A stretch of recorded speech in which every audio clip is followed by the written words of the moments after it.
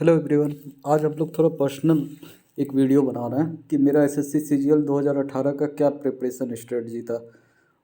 ऐसे preparation strategy सबका different होता है, सबके लिए अलग चीज़ होता है, बट होपफुली अगर आपको एक भी चीज़ पसंद आ जाए, आपका फ़ायदा हो जाए, मार्क्स बढ़ जाए तो अच्छा लगेगा मुझे।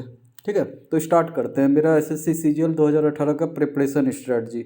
तो एसएससी सीजीएल के पहले मैं एसबीआई में एज प्रोबेशनर 3.5 साल काम कर चुका हूँ। उसके बाद अभी मैं एसएससी 18 के through divisional accountant Bengal cadre में ट्रेनिंग कर रहा हूँ। ठीक है, तो एकदम बेसिक से स्टार्ट करते हैं कि मेरा क्या जर्नी रहा है। थोड़ा एसएससी एग्ज़ाम पे ही फोकस करते हैं, तो एसएससी एग्ज़ाम का ही बिफोर से स्टार्ट करते हैं कि एसएससी एग्ज़ाम के पहले क्या था। मेरा मेरा 2014 में पास आउट हुआ है कॉलेज। ठीक है, बीटेक प्लस एमबीए वाला कॉलेज है, बट ये वाला डिस्कशन मुझे एकदम पसंद नहीं है कि कोई बीटेक वाला है तो उसको एडवांटेज है, कोई आर्ट्स वाला है तो डिसएडवांटेज में है। इसका कोई लॉजिक नहीं है, ये एकदम बेकार का है, ये बहानेबाजी है बेसिकली। अगर आपका मैथ्स अच्छा है और इंग्लिश पे थोड़ा मेहनत कर सकते हैं, या इंग्लिश में रीडिंग कैपेसिटी आपका अच्छा है, तो SSC is like cake walk.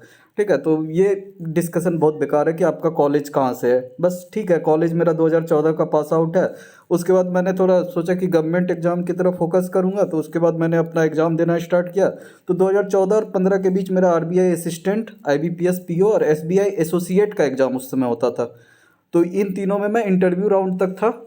ठीक है, सेल्फ स्टडी करके दिया हुआ था। उस समय मेरा थोड़ा बैंक पे फोकस था कि बैंक में जल्दी जॉब लग जाएगा, फिर फ्यूचर में देखा जाएगा कि क्या करना है। फाइनेंशियल कंस्ट्रेंट सबके घर में होता है, मेरे मेरे साथ भी था। तो था कि थोड़ा पहले जॉब ले लेना है, उसके बाद देखा जाएगा कि आगे क्या करना है। लेकिन संयोग ऐसा था कि इन तीनों का इंटरव्यू में मुझे फेल कर दिया गया। फेल मतलब बेसिकली जो 33% मार्क्स, पासिंग मार्क्स भी नहीं दिया गया था। नहीं तो मेरा उधर पीटी मेंस में इतना मार्क्स था कि अगर पासिंग मार्क्स भी रहता तो मैं इजीली क्वालिफाई कर जाता। ठीक है, इससे डिमोटिवेट भी हुआ, but my father was there. उन्होंने मोटिवेट किया कि ठीक है, तुम को दिक्कत नहीं है, तुम में दिक्कत नहीं है, हो सकता है इंटरव्यू में कुछ कमी है तो उसको पूरा करो, बट डिमोटिवेट मत रहो। अगर इतना पढ़े हो, इतना तक पहुँचे हो तो आगे हो जाएगा। तो it's like your family should be good. आपका सर्किल सपोर्ट सिस्टम तो हमेशा अच्छा ही होना चाहिए, वो आपको हमेशा मोटिवेट करे, ये नहीं कि डिमोटिवेट करे। तो my father is like God in that reason. ठीक है, फिर मैं एसबीआई पीओ का 2015 वाले बैच में मेरा सिलेक्शन हो गया था और मुझे फिर पटना सर्किल अलॉट हुआ। फिर वहाँ पर मैं 3.5 ईयर काम किया। उसके बाद काम करने के बाद मेरा रिजाइन कर दिया था बेसिकली मैंने, कि अब थोड़ा बहुत हो गया। जो फाइनेंशियल कंस्ट्रेंट थे बेसिकली वो थोड़ा ठीक हो गए थे। तो अब था कि अब आगे करियर का देखते हैं कि आगे क्या करना है। अगर आप में कैपेबिलिटी है तो आगे बढ़िए, अगर कैपेबिलिटी नहीं है तो जहाँ तक अचीव कर सकते हैं कीजिए। लेकिन अगर आप में कैपेबिलिटी है और आप रुक गए तो it's like you will regret it later. आपको बहुत पछतावा होगा आगे जाके ज़िंदगी में कि यार मैं ये कर सकता था बट मैंने मेहनत नहीं किया, या जो भी एक्सक्यूज़ रहेगा आपका। मेरा भी वही था, 3.5 ईयर्स का निकला। उसके बाद मैंने रिजाइन कर दिया। उस समय मेरे पास कोई जॉब नहीं था। ठीक है, उस समय एसएससी सीजीएल 18 का पीटी भी नहीं हुआ था। तो वो बहुत बड़ा डिसीजन था, बट थैंक गॉड पिताजी ने फिर से बहुत भयंकर सपोर्ट किया। उन्होंने 5 मिनट में ही बोला कि हाँ ठीक है, छोड़ दो, कैसे तुम 3 साल जॉब कर लिए, ये भी बहुत बड़ी बात है। तो इट वाज लाइक मोटिवेटिंग। 3 साल के बाद मुझे पता था डीप डाउन कि पढ़ना टफ होगा, क्योंकि बैठने का हैबिट ख़त्म हो जाता है एंड एवरीथिंग। बट उनके इस डिसीजन से बहुत मोटिवेशन मिला। ठीक है, उसके बाद मेरा था क्या कि अब एसएससी को तो बैकअप रखना ही है, फर्स्ट बैकअप, और थोड़ा सीरियसली भी लेना है, और साइमल्टेनियसली यूपीएससी का सेल्फ स्टडी करना है। ठीक है, अपना टारगेट बहुत ऊपर था कि यूपीएससी करना है, बट एसएससी था कि जॉब भी लेना है। बहुत लोअर मिडिल क्लास से बिलोंग करता हूँ, तो job is like important for the family. तो एसएससी मेरा पहला बैकअप था, तो थोड़ा मैं सीरियस था। लेकिन बट वो था कि अब बैंक जॉब छोड़ने के बाद आया हूँ, तो थोड़ा स्ट्रेटजी मैंने सही से बनाया था। तो मेरा प्री के पहले का स्ट्रेटजी क्या था, मेरा था क्या कि मैथ्स बहुत इंपॉर्टेंट है। मैथ्स पीटी के लिए भी, और मेंस में अगर 200 मार्क्स का है तो मैथ्स तो करना ही करना है, अच्छे से करना है। तो मैथ्स में मैंने राकेश यादव खरीद के लगभग मैंने पूरा उसको बना ही लिया था। लगभग कुछ कुछ छूटा भी होगा, बट लगभग बना ही लिया था। और उसमें मेरा ये स्ट्रेटजी था कि जो भी चैप्टर का अगर करना है ना, तो आगे से नहीं पीछे से बनाना स्टार्ट कीजिए। हार्ड क्वेश्चन से स्टार्ट कीजिए, फंस रहे हैं तो उसको बनाइए। अगर आपका हार्ड क्वेश्चन सॉल्व हो रहा है तो आपका ईजी क्वेश्चन भी सॉल्व होना ही होना है। ठीक है, और स्पीड मैटर्स। स्पीड किसी भी एग्जाम में, कॉम्पिटिटिव एग्जाम में स्पीड बहुत मैटर करता है। स्पीड आपको अच्छा रखना पड़ेगा। थैंक गॉड इस एरिया में मैं थोड़ा, स्पीड मेरा अच्छा है थोड़ा, तो इसका मुझे बहुत बेनिफिट मिलता है। बैंकिंग जॉब में भी मेरा बस स्पीड के कारण हुआ है, नहीं तो वैसा कुछ खास नहीं है कि मतलब बैंकिंग जॉब इजीली हो जाएगा। मेरा स्पीड के कारण हो जाता है, क्योंकि स्पीड मैटर करता है, टाइम का बहुत कांस्टेंट होता है, मेरा स्पीड अच्छा है। फिर रीजनिंग में मैंने कुछ भी स्पेशल नहीं किया था, नथिंग। सेट दिया, सेट में जो सवाल नहीं बना, जो जो सवाल गलती हो रहा है उसी को सॉल्व करके अपना सुधारते जाना है, कुछ अलग से कोई किताब नहीं। इंग्लिश में भी मेरा वही था कि इंग्लिश में मेरा थोड़ा रीडिंग हैबिट है, नॉवेल और मैं ये न्यूज़पेपर पढ़ने का। तो पहले मेरा वही स्ट्रैटेजी रहता था कि ठीक है क्वेश्चन पढ़ रहे हैं, ये ऑप्शन अच्छा लग रहा है तो इस ऑप्शन को टिक कर दो। बहुत ही वियर्ड वियर्ड ये स्ट्रेटजी है कि हाँ ये ऑप्शन अच्छा लग रहा है पढ़ने में तो इसको टिक कर दो, बट उससे थोड़ा दिक्कत हो रहा था, उससे कुछ सवाल गलती हो रहे थे जो कि नॉर्मल लोग गलती नहीं करते हैं। तो इसके बाद मैंने थोड़ा सा टेंस का बेसिक नॉलेज ले लिया था, और एक्टिव पैसिव वॉइस और डायरेक्ट टू इनडायरेक्ट स्पीच, बस ये 3 चीज़ मैंने थोड़ा ढंग से देख लिया था। 2-3 पेज का शॉर्ट नोट टाइप का अपना मेंटल मेमोरी बना लिया था कि हाँ टेंस में ये होता है आई वी यू यू ही और दे, इसके साथ हैज कब लगता है, हैड कब लगता है, डायरेक्ट टू इनडायरेक्ट में कैसे कन्वर्जन है, एक्टिव टू पैसिव में कन्वर्जन कैसे है, थोड़ा बहुत 2-3 एक्सेप्शनल केस। तो ये सब मिला के मेरा हो गया था। और वर्ड पावर का है क्या कि थोड़ा रीडिंग हैबिट होने से फ़ायदा होता है कि मेरा रीडिंग हैबिट होने के कारण मोस्टली वर्ड मुझे पता होते हैं, इवन मोस्टली पैराग्राफ भी पता रहते हैं कि अच्छा यहाँ से उठाया गया है, ठीक है। फिर जनरल अवेयरनेस में मेरा बहुत बहुत ज़्यादा मटेरियल नहीं था, एकदम नहीं था। मेरा बस था कि जितना मॉक टेस्ट दो उसमें जो सवाल गलत हो रहा है उसका नोट्स बनाओ और उसको याद कर लो, थोड़ा गूगल सर्च करके याद करो, उनका फ़ोटो वोटो देख लो, थोड़ा अगल बगल का भी न्यूज़ देख लो। तो इससे होता है क्या कि पूरा कम्प्रीहेंसिव कवर हो जाता है। तो मैंने पीटी के लिए बस लगभग 10 मॉक टेस्ट दिए होंगे, लेकिन ये था कि उसको रिलीजियसली दिया था मैंने, कि ऐसा नहीं कि मजाक मजाक में दे रहा है, उसका मैं देखता था कि मेरा गलत क्या हो रहा है, उस पर बहुत ज़्यादा फोकस करता था, ठीक है। उसके बाद इसमें मोस्ट इंपॉर्टेंट थिंग पीटी के पहले मैं क्या करता था कि नो टू लीव क्वेश्चन हमेशा आपको पता रहना चाहिए कि कब क्वेश्चन को छोड़ना है। क्वेश्चन आपको पढ़ते के साथ अंदर से आवाज़ आ जाएगी कि भैया ये सवाल नहीं बनना है, आगे बढ़िए, एकदम नहीं रुकना है। हो सकता है बाद में टाइम बचेगा तो वापस आएंगे, हो सकता है कि वो बहुत इजी चैप्टर का होगा जो कि आपका स्ट्रांग हो, बट उसमें लग रहा है कि नहीं बनेगा, पता नहीं क्यों। वो डीप डाउन अंदर से आवाज़ आ जाता है, उसमें आपको लग के 5 मिनट देने से 10 मिनट देने से कोई लॉजिक नहीं है, एकदम टाइम वेस्टेज है। अब पीटी 1 घंटे का है तो पूरा टाइम का खेल है कि कौन 1 घंटे में अपना कवर कर सकता है, कम से कम आप सारे क्वेश्चन तो देख लीजिए। तो अब मेरा मोस्ट इंपॉर्टेंट था कि no to leave question, only speed matters, speed जितना तेज कर सकते हैं, जो करना है तेज कीजिए, सही करना है तेज कीजिए, गलत करना है तेज कीजिए, क्वेश्चन छोड़ना है तेज कीजिए। अब क्वेश्चन छोड़ना सबसे इंपॉर्टेंट है, क्वेश्चन बनाने से ज़्यादा छोड़ना इंपॉर्टेंट है। Separate problem into 3 boxes, 3 boxes में मेरा प्रॉब्लम था कि जितने होते हैं मेरा 3 एरिया में कन्वर्ट कर देता था कि ये मेरा बहुत स्ट्रांग एरिया है, ये मीडियम है, और एक वीक एरिया है जिसमें मेरा हमेशा गलत होता है। तो मेरा हमेशा रहता था क्या कि स्ट्रांग एरिया जो है ना उसमें तो कभी गलत होना ही नहीं चाहिए, मतलब ठीक है कभी कभार हो सकता है but most of the time सही होना चाहिए, उस चैप्टर का सवाल उसका हमेशा सही होना चाहिए। और जो मीडियम है ना जिसमें कभी सही हो रहा है कभी गलत हो रहा है, उस पर थोड़ा मेहनत करके उसको अपना स्ट्रांग बनाना है, ठीक है।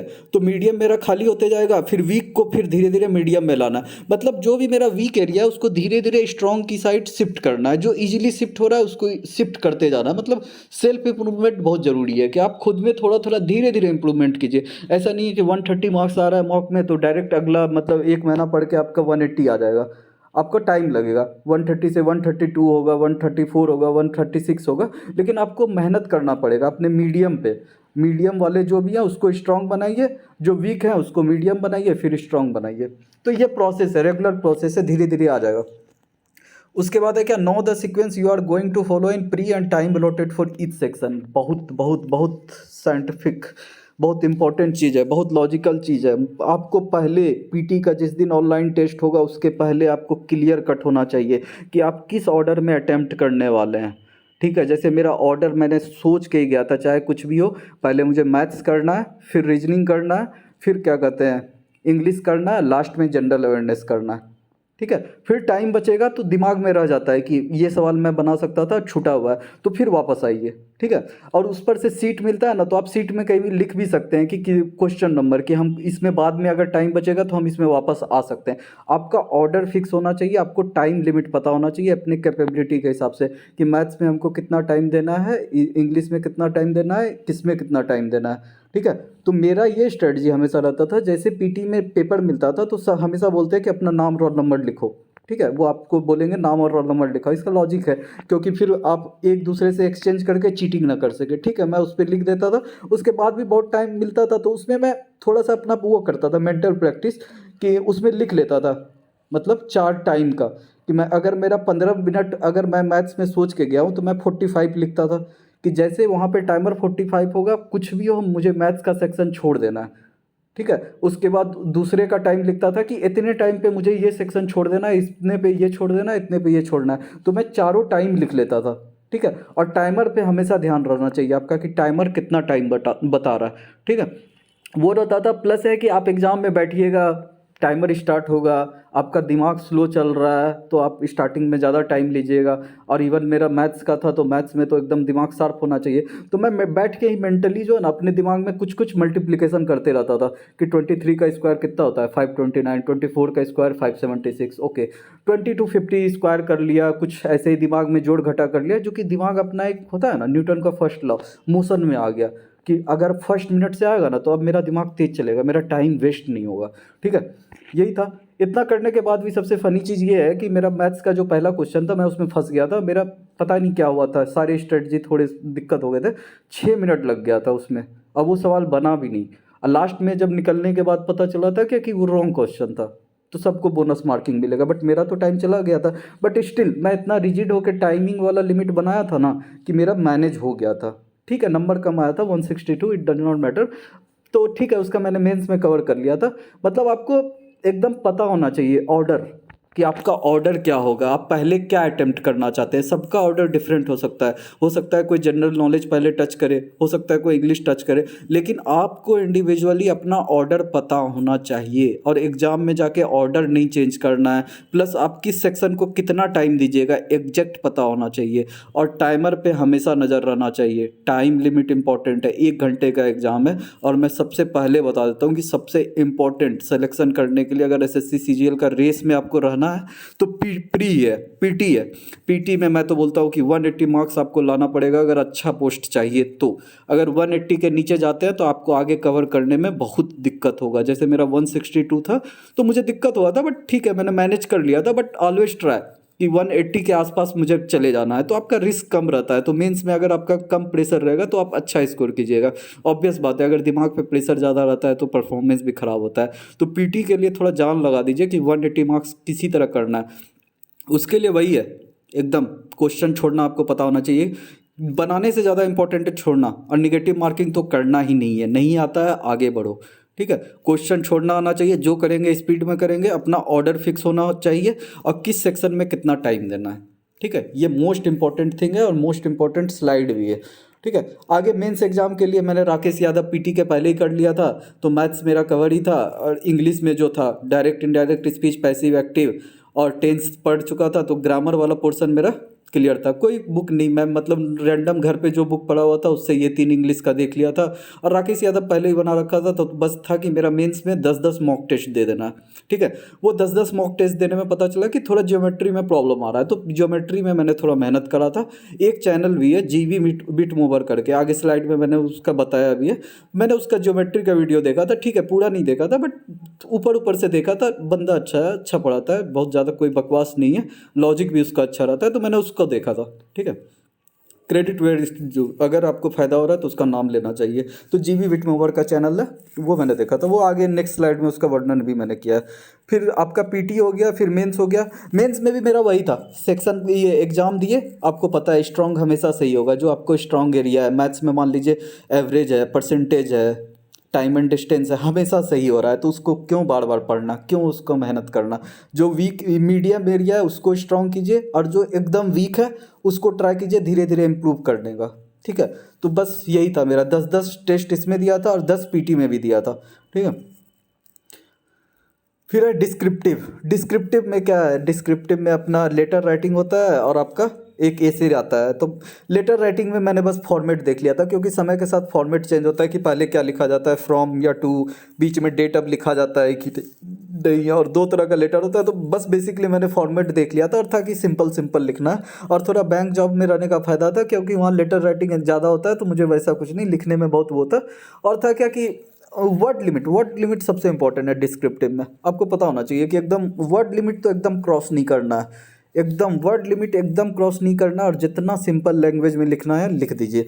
और ये चीज़ है कि उसमें एवरेज मार्किंग होता है, तो आपको डिस्क्रिप्टिव में ज़्यादा टेंशन भी नहीं लेना है। जो टेंशन है आपका बस पीटी एग्जाम में, पीटी में ट्राई कीजिए 180 मार्क्स का।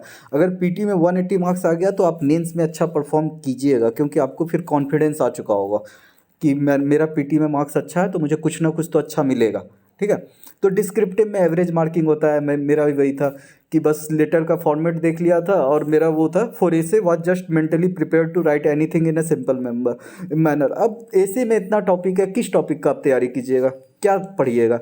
तो बस मेरा ये था कि जो भी टॉपिक आएगा ना उसके बारे में जो भी मुझे आता है बहुत सिंपल लैंग्वेज, बहुत सिंपल वर्ड में लिख देना है और बस वर्ड लिमिट नहीं क्रॉस करना है। एवरेज मार्किंग होता है तो 60 70 के बीच आएगा ही आएगा, ठीक है। और राइटिंग खूबसूरत रखिए, मेरा राइटिंग थोड़ा ठीक ठाक है तो मुझे इस चीज़ का था कि राइटिंग अच्छा है, वर्ड लिमिट नहीं क्रॉस करना है, जो भी है इजीली इजी वर्ड में लिखेंगे, बहुत ज़्यादा इंग्लिश में नहीं लिखना है, सिंपल सिंपल वर्ड में लिखना है, ठीक है।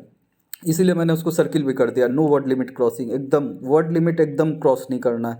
उसके बाद फिर आपका नेक्स्ट स्टेज क्या होता है, जो बस क्वालिफाइंग होता है, टाइपिंग एंड स्लाइड मेकिंग। तो टाइपिंग एंड स्लाइड मेकिंग के लिए कुछ नहीं, मैं प्रीवियस ईयर का देख लिया था कि हाँ जो भी था उसको 4 5 बार अपने लैपटॉप पे प्रैक्टिस कर लिया था। एक्सेल में आपको पता होना चाहिए कहाँ पे एडिशन होता है, कहाँ से क्या होता है, सेम टाइप के क्वेश्चन रिपीट होते हैं, स्लाइड मेकिंग में भी सेम टाइप का क्वेश्चन रिपीट होता है, एकदम सेम टाइप का। तो आप प्रीवियस ईयर का देख के उसका 4 5 बार प्रैक्टिस कर लीजिए, आपको पता होना चाहिए कहाँ पे क्या है एक्सेल शीट में, ये नहीं कि वहाँ जाके खोज रहे हैं, ठीक है। इसके लिए मैंने शायद आरबी रिवॉल्यूशन बाय एजुकेशन का देखा था, वो उसने ठीक से एक्सप्लेन कर रखा है कि आप ऐसे ऐसे कर लो, तो टाइम बच गया था मेरा देखने से, तो उसका मैंने देखा था। और वो बंदा बहुत पॉजिटिव है, आरबीआई रिवॉल्यूशन बाय एजुकेशन ना, मैं बस उसका पॉजिटिविटी के लिए देखा था, क्योंकि ये 3 साल का प्रोसेस था। 3 साल का प्रोसेस में आदमी पागल हो जाए इतना लेट होने से। तो वो इन्फॉर्मेशन भी अच्छा इन्फॉर्मेशन डिसेमिनेशन होता है कि चल क्या रहा है, थोड़ा बहुत टाइम पास हो जाता है, थोड़ा पॉजिटिव बंदा, डराता नहीं है। तो मैंने उसका पॉजिटिविटी के लिए देखता था बेसिकली उसको। और जीबी विटमोमर को मैंने ज्योमेट्री के लिए देखा था, पूरा ढंग से नहीं बट मैंने देखा था, 30 40% उसका कवर किया था, ठीक है। अब उसके बाद इन सब करने के बाद मार्क्स, मैंने मार्क्स में पहले ही बताया था कि प्री में मेरा थोड़ा सा दिक्कत हो गया था, पहले क्वेश्चन में अटक जाने के कारण, टाइम वेस्टेज वगैरह जो भी था वो सब इशू के कारण मेरा मार्क्स कम था 162। बट डीप डाउन पता था कि अगर मेरे साथ वो पहला क्वेश्चन वाला इशू नहीं होता तो मैं 180 ईजिली स्कोर कर सकता था। 6 मिनट चला गया तो बहुत दिक्कत है ना। फिर भी ठीक है, कॉन्फिडेंस था कि अब ठीक है मेंस में कवर कर लेंगे। तो मेंस में मेरा ये था कि दोनों में ठीक ठाक नंबर लाना, ऐसा नहीं कि मैथ्स में 200 ले आया और इंग्लिश में पता चले 120 ले आया, बहुत सारे स्टूडेंट के साथ था। तो मैं बैलेंस आउट करके चलता था कि ठीक है दोनों में अच्छा करना है, अपना बेस्ट दे देना है, ठीक है। तो उसी कारण मेरा मैथ्स में 184 है और मेंस में इंग्लिश में 186 था। फिर डिस्क्रिप्टिव में मैंने बताया था कि एवरेज मार्किंग होता है तो 65 मिला, टोटल 597 हुआ और ऑल इंडिया रैंक मेरा 998 बना, ठीक है। उसके बाद मैंने सारे पोस्ट लगभग मिल ही रहे थे, 2 3 पोस्ट छोड़ के, बट मैंने डिविजनल अकाउंटेंट अभी ऑप्ट किया है और अभी मुझे बंगाल सर्किल अलॉट हुआ है, ठीक है।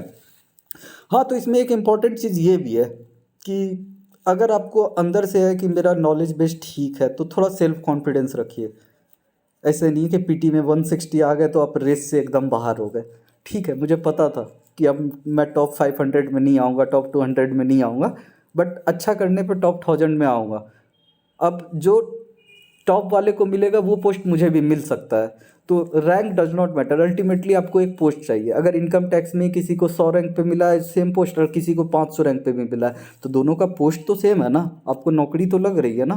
ये सुनने में अच्छा लगता है कि मेरा 100 रैंक था, किसी का 500 रैंक था, दिन का बात है, कोई आगे चला जाएगा कोई पीछे चला जाएगा, बट अल्टीमेट चीज़ है क्या कि आपको अपना सिलेक्शन लेना है। तो 160 मार्क्स के बाद आपको कॉन्फिडेंस था कि ठीक है नॉलेज है तो मैं मैनेज कर लूँगा। और बेसिकली मैंने मेंस में किया भी है, दोनों में अच्छा मार्क्स है तो मेरा कवर हो गया था, ठीक है। अब जो सबसे इम्पोर्टेंट चीज़ है पूरे एग्ज़ाम के जर्नी में, अब तो इतना लंबा प्रोसेस हो गया है ना कि आदमी पागल हो जाए। तो सबसे पहला बात है never lose confidence with marks. Mock दे रहा है 120 नंबर आ रहा है, कॉन्फिडेंस छोड़ के 10 दिन टेंशन डिप्रेशन में चले जाइए, एकदम नहीं। जो मार्क्स आ रहा है इम्प्रूव कीजिए, 120 से बढ़ाइए। जो अपना मीडियम एरिया है जिसमें आप कभी सही करते हैं कभी गलत करते हैं उसको स्ट्रॉन्ग करने का ट्राई कीजिए। कैसे भी कर सकते हैं आप, कोई किताब देख लीजिए, कोई वीडियो देख लीजिए, बट आपको अपने आप को इम्प्रूव करना है, चाहे कुछ भी हो जाए, कॉन्फिडेंस नहीं खोना है, ठीक है। इसके लिए आपको अपना सपोर्ट सिस्टम अच्छा रखना पड़ेगा, आपको फ्रेंड सर्किल में अच्छे दोस्त बना के रखने होंगे, अपने गार्जियन मम्मी पापा से अच्छे से बात कीजिए, ओपनली बताइए उनको कि अभी कंपटीशन का क्या लेवल है, तब तो वो आपका पेन समझेंगे ना, और वो आपको सपोर्ट करेंगे। उनसे एक एक बात शेयर कीजिए कि हाँ पीटी का हुआ, मेरा इतना मार्क्स आया, मेरे में ये स्ट्रेंथ है, मेरे में ये वीकनेस है, अगली बार हो जाएगा। ठीक है, तो थोड़ा ओपन रहिए, थोड़ा बात कीजिए लोगों से और थोड़ा कॉन्फिडेंस बना के रखिएगा। फिर वही सेकंड, इम्प्रूव योर सेल्फ, रोज़ इम्प्रूव कीजिए। ठीक है, कभी कभार आपका दिन लो हो सकता है, 2-3 दिन नहीं पढ़ा होगा, but back of the mind में चलना चाहिए कि भाई पढ़ना है। ठीक है, रेस है, बहुत बड़ा रेस है, इतने लोग एग्जाम दे रहे हैं तो करना है, दिमाग में ये चलना चाहिए। और हमेशा खुद को इम्प्रूव कीजिए, किसी से कंपटीशन मत कीजिए कि इसका इतना मार्क्स आ रहा है, इसका उतना मार्क्स आ रहा है। सबका अपना जर्नी है, उसकी अपनी यात्रा है, उसके अपने दुख हैं, उसके अपने सुख हैं। तो आप उससे कम्पीट कभी नहीं कर सकते हैं। आप किससे कम्पीट कर सकते हैं? खुद से कम्पीट कीजिए और अल्टीमेट रखिए कि एक पोस्ट मिल जाए। ठीक है, अगर ख़राब हो गया तो असिस्टेंट मिलेगा, फिर नेक्स्ट बार दे देंगे, बट आपका क्या कहते हैं, फाइनेंशियल बैकअप तो आ गया ना, घर वालों के चेहरे पे तो खुशी आ गई ना, फिर तो आप अच्छा कीजिएगा ही। घर वालों की उम्र बढ़ जाती है आपकी नौकरी लगने के बाद, तो डेली इम्प्रूव इम्प्रूव करना है। ठीक है, उसके बाद कीप योर सेल्फ सेन, खुद को पागल मत कर लीजिएगा एग्ज़ाम के कारण। एकदम खुश रहिए किसी भी तरह। Ultimate goal of the life, be happy. नौकरी एकदम इंटीग्रल पार्ट नहीं है लाइफ का। अच्छे इंसान बनिए, खुद में इम्प्रूव कीजिए। नौकरी लग रहा है तो लग जाइए, भूखे कोई नहीं मरता। अगर आप अच्छे इंसान हैं तो आप किसी ना किसी तरह कमा ही लीजिएगा। कीप योर सेल्फ सेन, आपका लाइफ सबसे इंपॉर्टेंट है। डिप्रेशन में नहीं जाना है, कुछ गलत कदम नहीं उठाना है। अपने फैमिली से बात कीजिए, अपने गार्जियन से बात कीजिए, अपने दोस्तों से बात कीजिए। जो निगेटिव एलिमेंट हैं, जो आपको डिमोटिवेट करते हैं, उनसे दूरी बनाइए। ठीक है, उसके बाद स्पीड मैटर्स। बैंक, एसएससी, इन दोनों एग्जाम में स्पीड मैटर। आपका स्पीड स्पीड जो कीजिए तेज कीजिए। मैथ्स बना रहे हैं तेज करेंगे, रीजनिंग बना रहे हैं तेज करेंगे।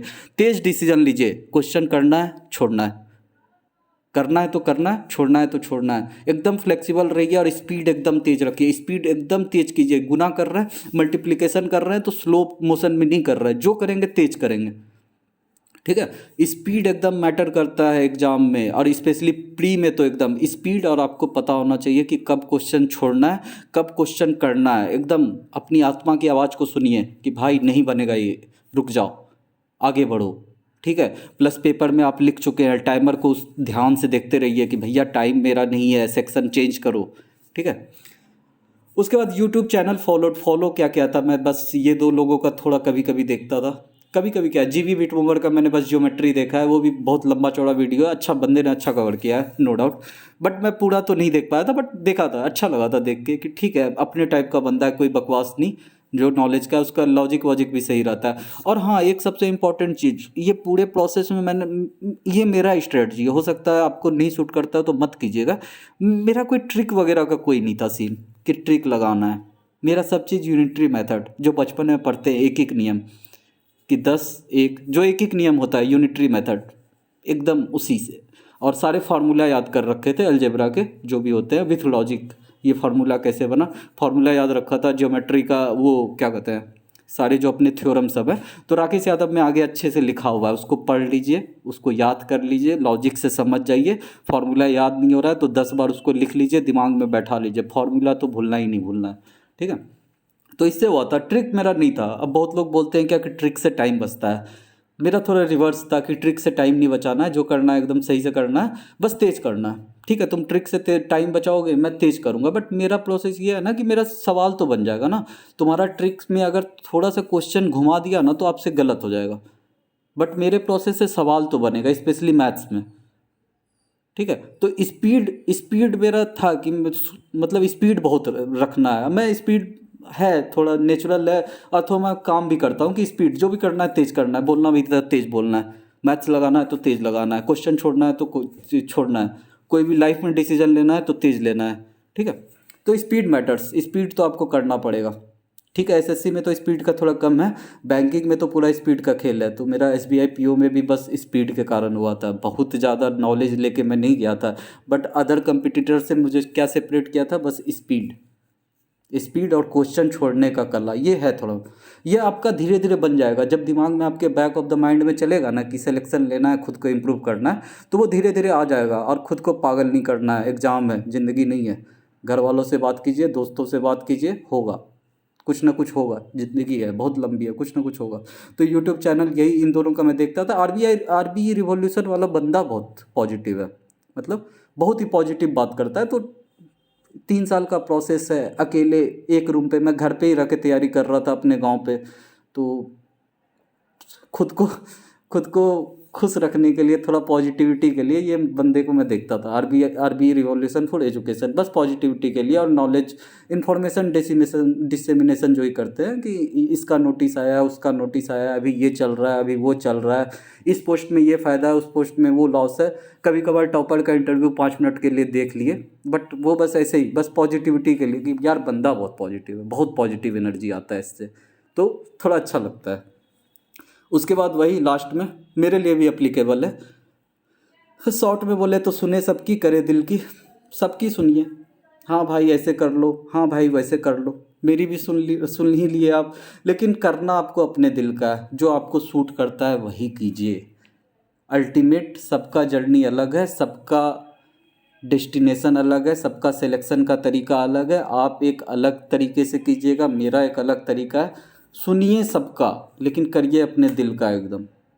लेकिन अल्टीमेट क्या है, सिलेक्शन लेना है भाई, ठीक है। सिलेक्शन किसी भी तरह हो, ठीक है। आप 10 बंदों को सुन रहे हैं ना, तो एकदम आंख बंद करके फॉलो नहीं कर लेना है कि उसने ये रास्ता चुना है तो मैं, हो सकता है उसका 1% ले लिए, किसी का 2% ले लिए, लेकिन अल्टीमेट आपका होना चाहिए कि आपका दिल, आपका आत्मा क्या कर रहा है। खुद से बात कीजिए, खुद से बात कीजिए कि कैसे हम इम्प्रूव कर सकते हैं, कहाँ पर मेरा स्ट्रांग पॉइंट है, कहाँ पे मेरा वीक पॉइंट है, ठीक है। सुनिए सबका, लेकिन हमेशा कीजिए अपने दिल का, और हमेशा एकदम फोकस रहिए थोड़ा, कि हो जाएगा। टाइम लगता है, अब तो इंडिया में गवर्नमेंट जॉब का बहुत वो इशू है, टाइम का इशू है, कंपटीशन भी बहुत हार्ड हो चुका है।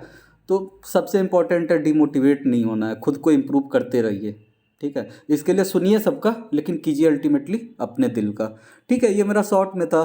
तो मेरा उतना कुछ मटेरियल का कुछ लिंक नहीं है, मैंने किया भी नहीं है, तो मैं आपको झूठ क्यों बताऊं, ठीक है।